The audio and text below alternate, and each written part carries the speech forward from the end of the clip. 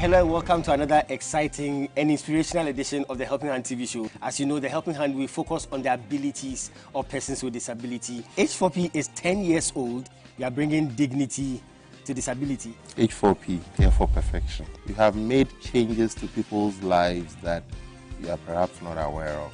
Every Saturday when I watch this show, I feel more heard. I feel more visible. I feel like somebody is speaking my mind. The show has brought enough evidence that these are awesome people who are doing great things. They are helping their families, institutions, churches, nation. Remember that disability is not inability.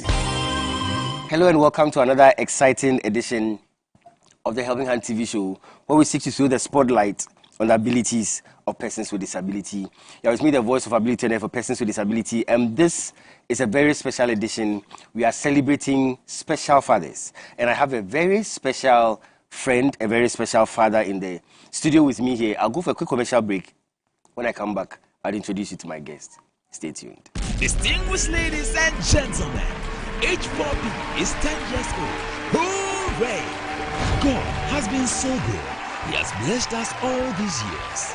The Here for Perfection organization, H4P, is a non-governmental organization based in Ghana with the focus to create and promote sustainable peace, health, human rights, and nation building through its nationwide anti-malaria campaign and special advocacy for persons with disability. H4P is celebrating 10 years of bringing dignity to disability, 10 years of being the voice of ability on air for persons with disability, 10 years of unearthing potentials of persons with disability for national participation in international competitions, 10 years of creating indelible handprints through our community projects, 10 years of advocating for national policies to the benefit of the disability community.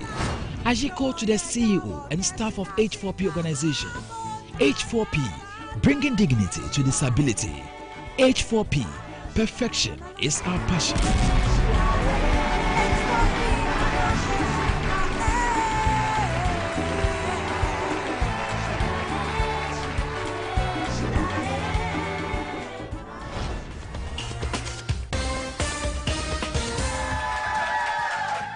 Hello, ladies and gentlemen. You are with me, the voice of ability on air for persons with disability. And today I want to introduce you to someone with so much ability. Some people call her the greatest friend. Others call her the sweet companion. And others still call her the faithful worker. She is dependable, reliable, and adorable. And she's committed to lending you a helping hand anytime, anywhere. Distinguished ladies and gentlemen, help me welcome DV Cleaners. DV Cleaners Alata Samuna Shower Gels, DV Cleaners Aloe Vera Shower Gels, DV Cleaners Body Lotions, DV Cleaners Hair Shampoos, DV Cleaners Hair Conditioners, DV Cleaners Liquid Detergents, DV Cleaners Hand Wash, DV Cleaners Floor Cleaners, DV Cleaners Toilet Cleaners, DV Cleaners Cake Soaps, and now introducing DV Cleaners Hand Sanitizers. For bulk purchase, call us on +233 278 308 246 or +233 244 467 326. DV Cleaners, one of the top most made in Ghana products. DV Cleaners, proudly Ghanaian. And so remember that anytime you purchase any of the DV Cleaners range of products, you are lending a helping hand to a person with disability, and you are supporting H4P organization's special advocacy for persons with disability. DV Cleaners. Nature's finest touch. Welcome back. Hello and welcome back to the Helping Hand TV show with me, the voice of ability for persons with disability. This is a special edition where we celebrate special fathers. And I have a very special father in the studio with me. His name is Mr. George Akamisi Abelsi. Say, I hope I didn't mess up your name. No, correct. Thank you so much for making time to be with me in the studios. Thank you. You were not born visually impaired, right? No. So, at what point did you realize that you were losing your sight? That was around 1976. Okay. But then I was at the North. working with the Ghana Education Service. Okay. It was one Saturday. I didn't go to work, and I was a nursery attendant in one of the preparatory schools. You were very fine. Yes. There was nothing wrong with you the previous day. No. Wow. So one Saturday, I was lying in the house. I don't know what prompted me, and I started testing my eyes. So I closed one eye and I waved my hand. I was not seeing it. I closed the other eye, I waved the other hand. I was seeing it a little. So I told my dad. See. Yes, I told my dad, hey, I can't see. They thought I was joking. I said, oh, I can't see. Wow. And my dad thought I was joking. I said, it's true.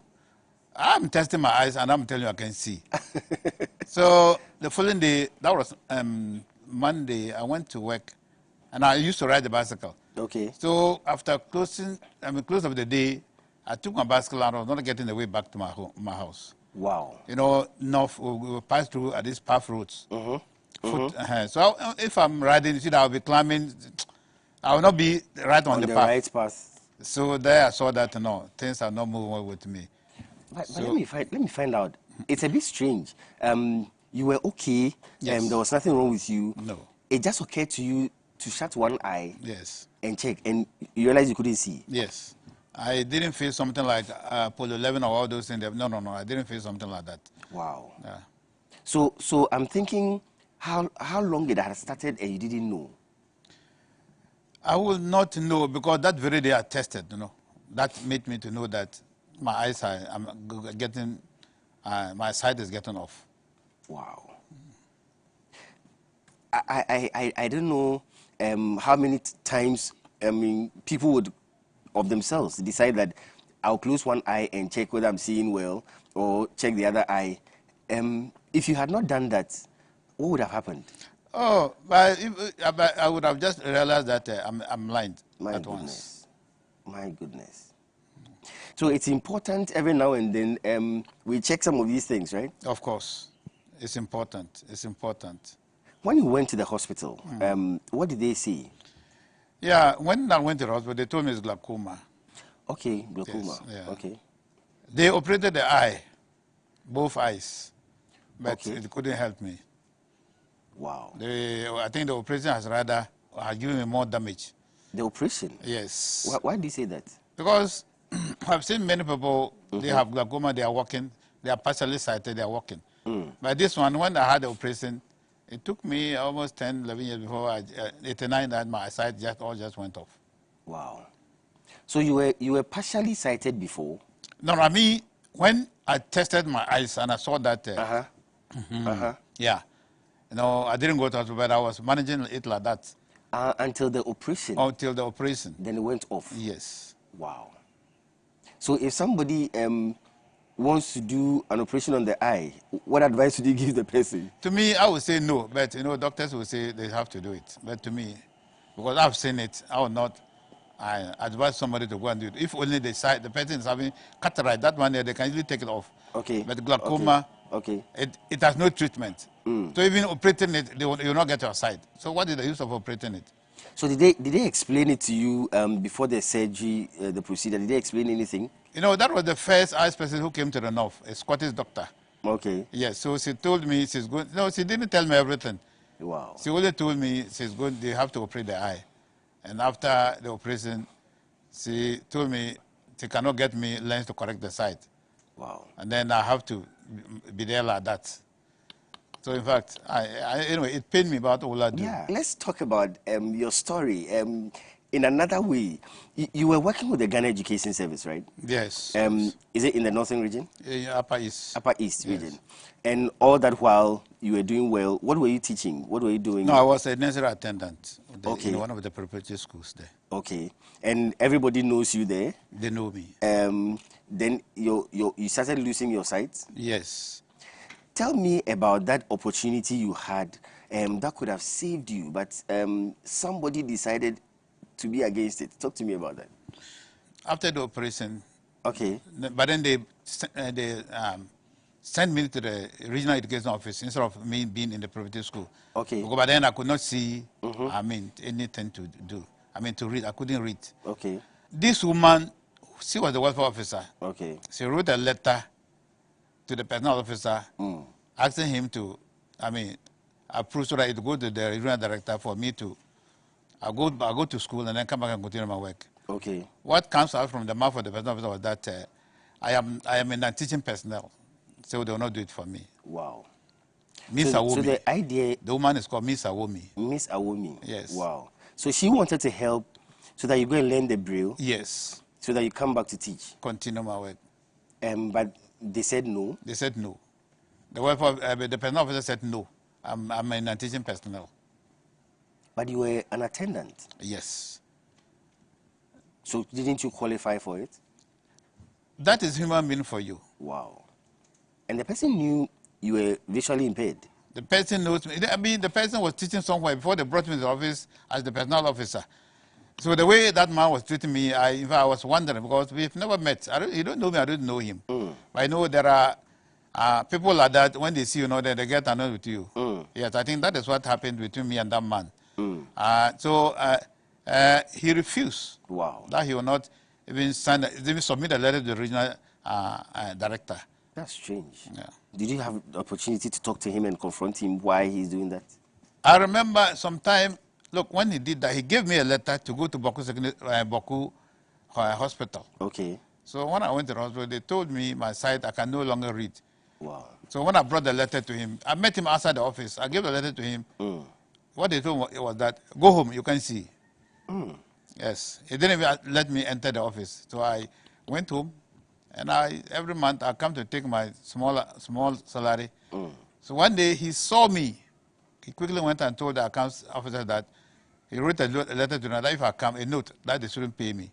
Wow. So I entered the office and the guy told me, they said I shouldn't pay you. And I said, who said you shouldn't pay me? I said, what? You shouldn't pay me? What have I done? Then I don't come to work. And I asked, is he not who asked me to go home? So I quickly went to his office. He was about to leave. I said, my friend, sit down. You said you should not pay me.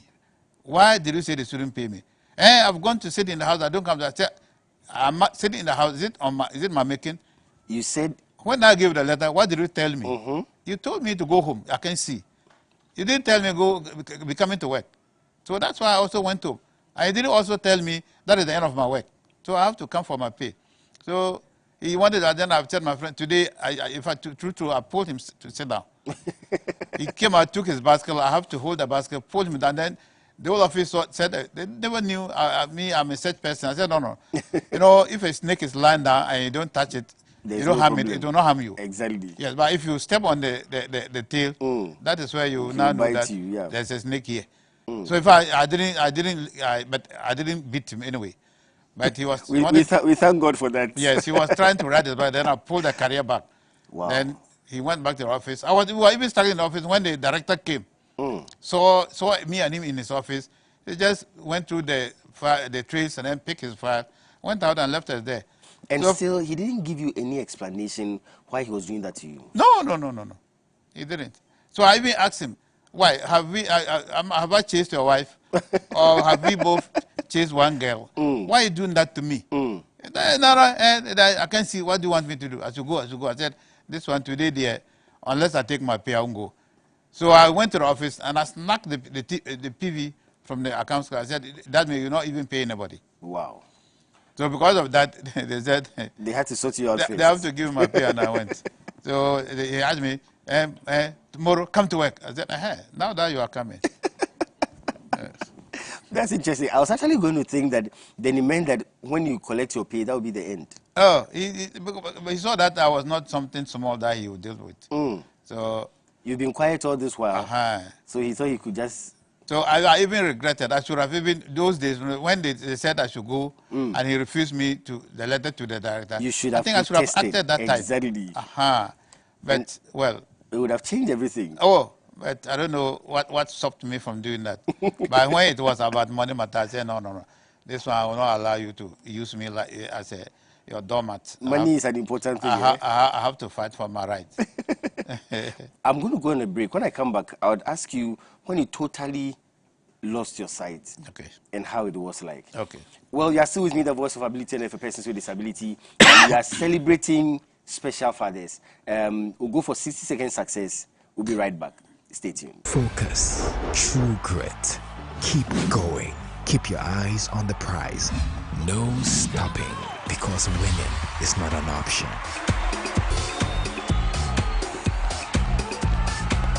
It's 60-second success with the Bishop. Stay tuned. Welcome to 60-second success with the Bishop. Today I want to talk about determination, the ability not to give up. Determination. An important ingredient in the success equation is determination. Never giving up. There are many obstacles and hindrances on the path of success, and it is your determination that will create your success. If you want to be successful, don't choose easy and comfortable paths, because the harder the circumstances, the more the chances of extraordinary success. All great legends are product of hard times. They faced difficult situations, but they were more determined. Successful people know that determination makes you have the ability not to change your life alone, but also the opportunity to change your world. Successful people know that determination is needed in order to reach your destination. You can be successful. Thank you. Welcome back. Yeah, welcome back to the Helping Hand TV show. This is a special edition. We are celebrating special fathers. Mr. George Akamisi Abelsi is my guest. Sir, thank you so much for your time. Thank you. Interesting story, very interesting story. Sometimes you don't know why somebody just meets you and the person would love you for no reason. And there's the opposite. Somebody meets you and the person just will not like you and creates problems for you. Let me find out from you, when did you finally lose your sight completely? That was in 1989. Wow. How was it like for you? You have been a sighted person before. Now you are living in a new world altogether, no sight. How was it like for you? Anyway, it's like going to a place you don't know. When you get there, you're a stranger to that place. You don't know anybody. You're there like alone. So when it happened, so in fact, I didn't even know what to do. My goodness. All my friends, those that I was working with, they all started. when I'm Seeing sitting you differently. Oh, when I'm sitting down, they will just come and pass. Oh. Those I was working with them going from Pitoba to, but then I was not a Christian. From Pitoba to Pitoba, they will just come and pass. They will go and drink alone. Oh, they will not even tell me, let's go. My goodness. So one day I was sitting in the house and I asked one guy, that man, I used to pick him on my bicycle to work. So one day I was sitting in the house, he came and called my senior brother that they should go to Pitoba. Then I was sitting down. He didn't call you? He didn't call me. Did they think that because of your sight, you won't drink again? No, you see... They didn't even want to be associated with you. You know, when you become a disabled person, or for that matter, the blind, people take you to be a burden on them. Yeah. Those days, I was buy. Now I'm going to sit down for him to buy. Well, he'll buy and I'll buy. But this time, he's going to, spend. So my brother that he's calling, he also go, they also buy, he'll buy, he also buy.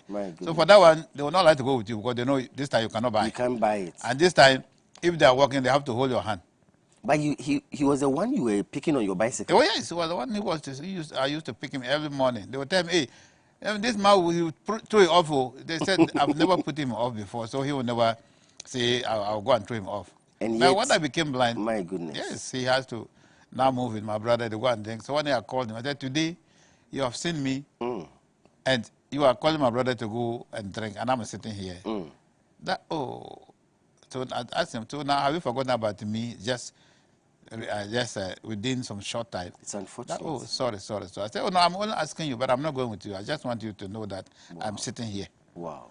He regretted. Definitely. Yes. Definitely. He said, he should have done that. But, well, I said, I'm not bothered about that. No, it's not you. It's not your fault. You didn't make me blind. So why should I worry you? So, my friend, you go for your pito and then I'll be here. So I left and they went. Mr. George, let me find out from you an interesting aspect of your story. Okay, so currently you are around 66 years old? Yeah. And you look so young. Oh, yeah, I have a good wife. Wow. She doesn't joke with me. I wanted to talk about that, your marriage life. Yes. Before you became blind, you had married how many wives? Before I became blind, I've married about 5 wives. Wow. Wow. Yeah. So where are the 5 wives? Oh, they are at where they are. They are at where they are. Yes. First of all, how did you come by the 5 wives? You know, North, when your father is alive, you know, if you marry, he does everything. I mean, I'm talking about the Frafra tradition.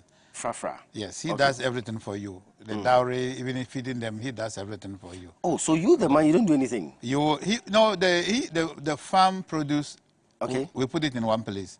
Okay. And then the father is to provide food for the house. So when the crops are done and then you harvest them, the father will just give food out for the people to be cooking for us. Okay. But what you would do now is clothing your wife, buying, salt and other things. That one is not the work of the father. But who pays the dowry of the wife? The father does that. The father does that? Yes, Wow. that is, we pay cows. So when I married my first wife, she came, the mother didn't like me, so she couldn't stay. The second one came, it was also the mother, she left. The third one... You were not visually impaired by then? No, I was sighted. So why didn't they like you? I mean, that's what I said, is nature. Somebody will see who like you, somebody will see who not like you. Even though the girls like me, but the parents don't like. If the parents don't like you, you cannot get the wife. Okay. So the third one, I came to Accra and I left her back at North. She was coming to me, she stopped at Kumasi. And then I think a certain man took her, so I refused. I said she should go. So far as she has gone to fornicate behind me, she should. I did adultery? Adultery, yeah. Yes, she should go. So I left her. And then the fourth one, yes, it was the mother liked me, but the father said no. Wow. The father said he knows that my father has got cows that he can pay, but the way he was putting the thing, a very long story. And he said I should not ask him why. He said I taboo the girl. I should ask him. So I said, okay, take your daughter. The fifth one told me that the mother don't like me. So he said, I don't produce. You don't produce? Yes, because she has stayed with me, so I never picked seed. I said, so you are gone. Okay, then bye-bye. So you didn't have children with any of them? No. So no, but those ones, the first 2 are children with them. You had children with the first 2? But the fifth one said I was not productive. So I said, okay, if you are God, you know what is happening, then go. So she also left. As I speak, she's walking there, no child. My goodness. She's begging me to come and tell for the way. Not me again. So now, that's the 5. Now we have looked for them. Yes. But you are currently married? Yes. With how many children? With 4 children, and she's rightly with me sitting here. Even though I married them when I was blind. But those ones, the 5 I was sighted. Wow. Yeah. So how did you get this current beautiful wife? But then I was still around Accra, guess, with my brother. So every morning, they'll give us this. My brother was a soldier man. So this soldier coffee. That every morning, that is our breakfast. So one day, I was having a cup. That always they put the tea there for me. So one day, not knowing the cup cracked from the mouth to the bottom. Oh. I know a blind person, how will I know? And they didn't tell you? They didn't tell me. I was holding my cup.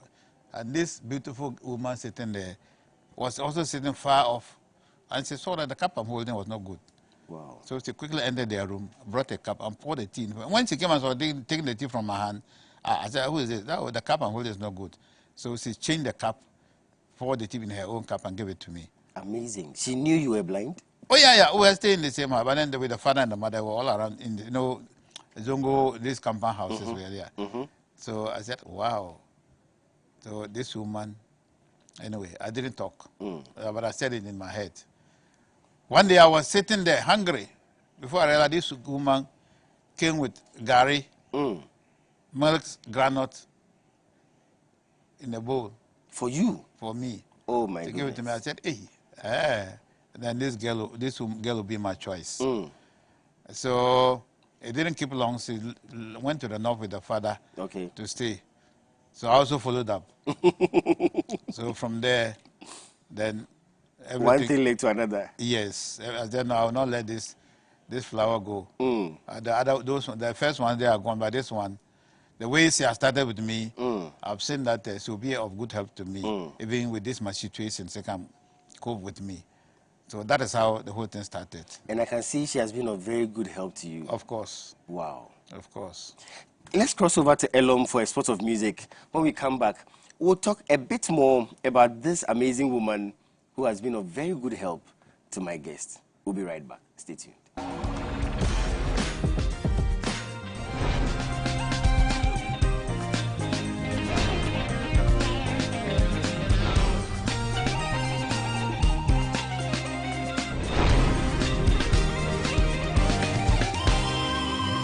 Is the music segment on the Helping Hand TV show.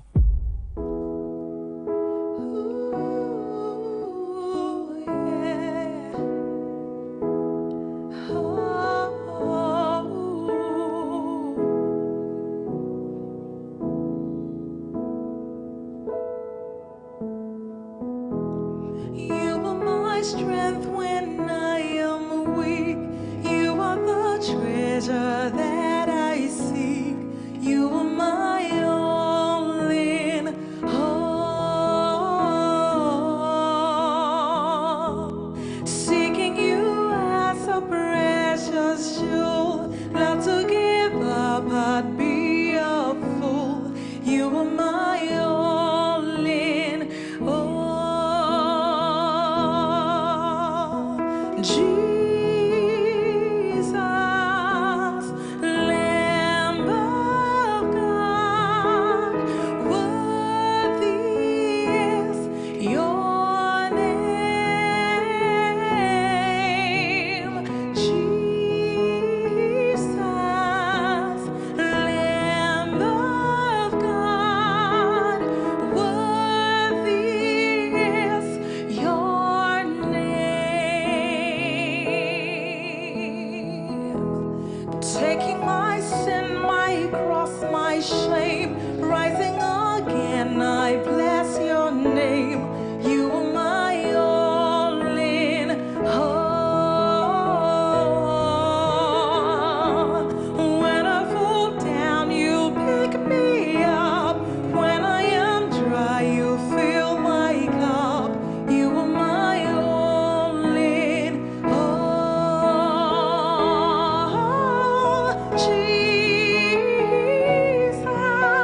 the Lamb of God, worthy is your name. Jesus, Lamb of God, worthy is your name.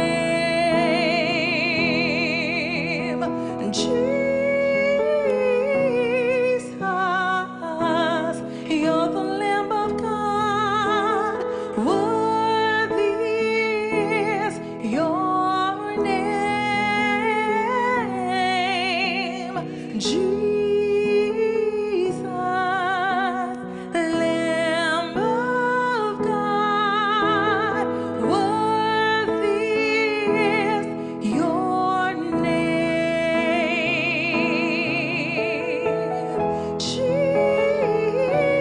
Jesus, you're the Lamb of God, worthy is your name. Jesus, Jesus, Lamb of God, worthy is your name.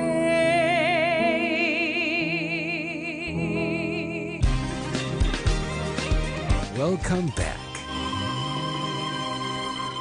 Yeah, welcome back to the Helping Hand TV show.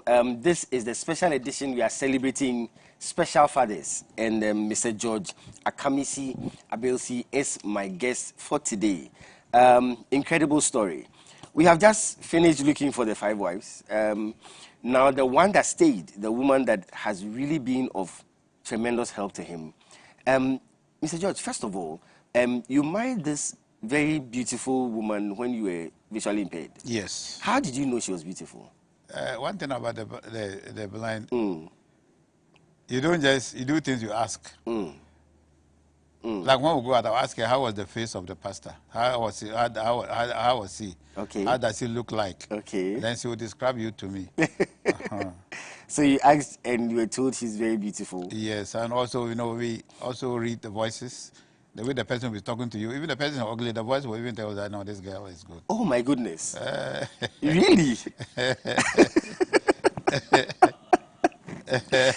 I don't know what my viewers are thinking now. Wow, that's amazing. Yeah. That's amazing. And your family, how did they accept your children? They know you are visually impaired.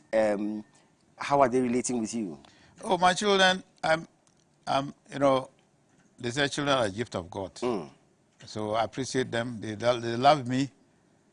Even when I was coming here, one was the one I asked him to look for a car. Okay. I was here, I entered, and when he called, Daddy, have you arrived? I said, yes. Wow. So for that, my children don't, joke with me. But they know I'm their daddy, and they know I'm the one who took care of them during their schooling. So they know I'm a caring father. So they like me. And with your condition, you have worked so hard to train your children, taking them through school. Yes. The first one finished university? Yes. And the second one? The second one finished SHS.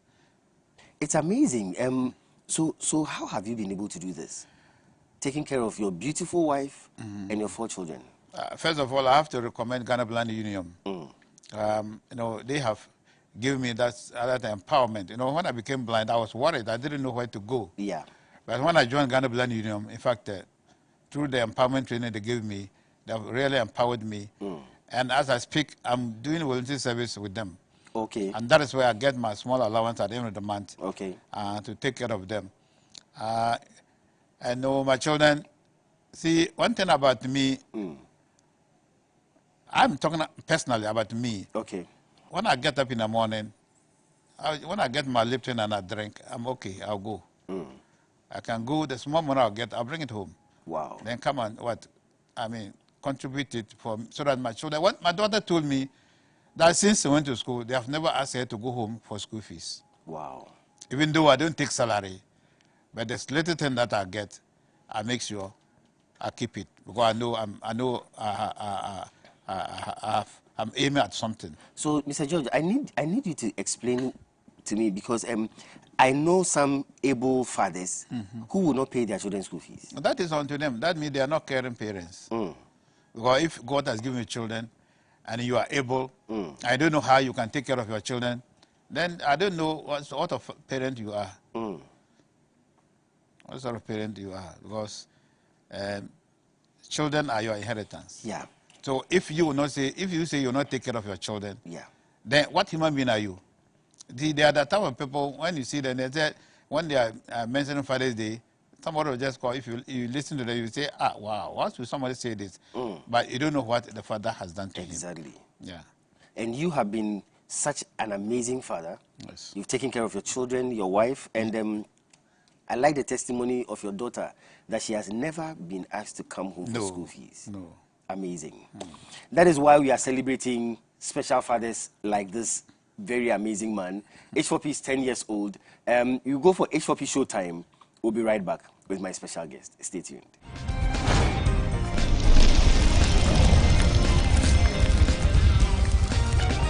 H4P, celebrating 10 years of bringing dignity to disability. Hooray!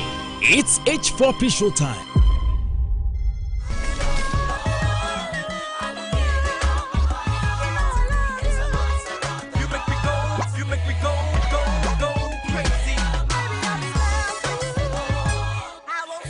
Talk of the devil. Hey, which devil be that? Hey, my sweet Abengo. How be? Hey, Abengo. Abengo, what is it? Hey, Rabna, what's wrong with my sweet Abengo? Well, I am fine, and he is mad.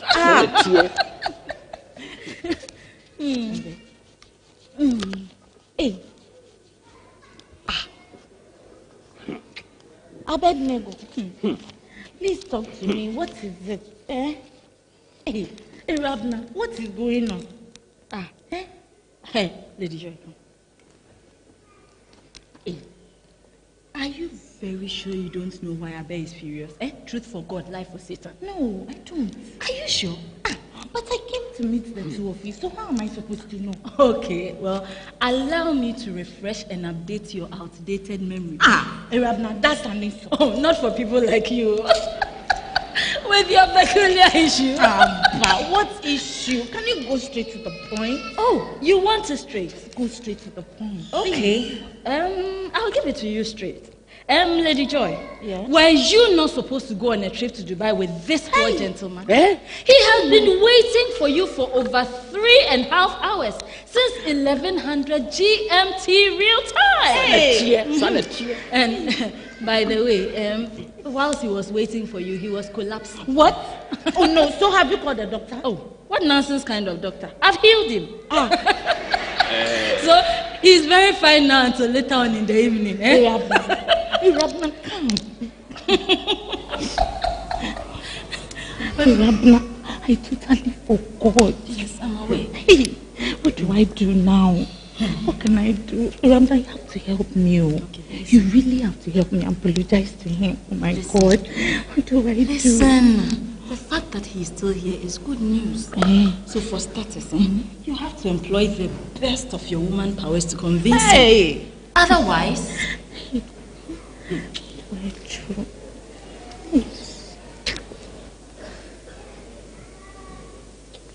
Yeah. My sweet Abengo. My darling Abe. The one and only Mr. Abednego Abe. Bingo! Yeah. In fact, Rabna, do you know that I have never met a man as sweet, caring, gentle, and above all, forgiving like my sweet Abe? Oh yeah, tell me more. Rabna, even when I offend Abe, he easily forgives me. Wow. And the amazing part is that he does not drag the issue at all. Hey! Just like that? Just like that. Wow. Rabna, Abe is sweet. Abe is kind. Abe is romantic. Abe is handsome. Rabna, Abe is Abengo. Abe is so bombastic. Oh, darling, please, I'm sorry, okay? Please forgive me, okay? I am such a sinner. Forgive me, please.